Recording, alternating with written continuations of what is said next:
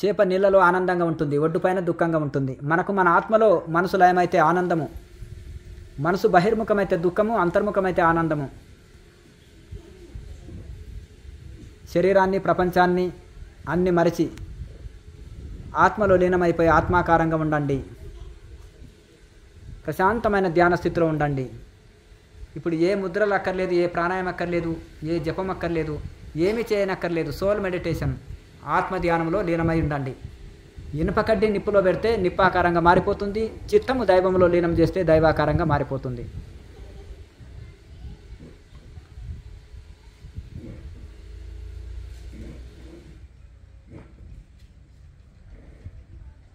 నేను శరీరం కాదు, నేను ఇంద్రియాలు కాదు, నేను మనసు కాదు, నేను బుద్ధిది కాదు, నేను చిత్తాన్ని కాదు, నేను అహంకారాన్ని కాదు. చిదానంద రూపో శివోహం శివోహం. నేను సత్తు చిత్త ఆనంద స్వరూపం, ఆత్మస్వరూపం, శివస్వరూపం అయ్యున్నాను. నేను శరీరం కాదు గనక నాకు జనన మరణాలు లేవు. నేను మనసును కాదు గనక నాకు సుఖ దుఃఖాలు లేవు. నేను కేవలం ఆత్మస్వరూపాన్నే కనుక నాకు జనన మరణాలు లేవు. నేను అన్ని కాలాల్లో అన్ని యుగాల్లో అంతటా సర్వవ్యాపి అయి ఉన్నాను. చక్కటి ఆత్మధ్యానంలో నిమగ్నమై ఉండండి ప్రశాంతమైన స్థితిలో.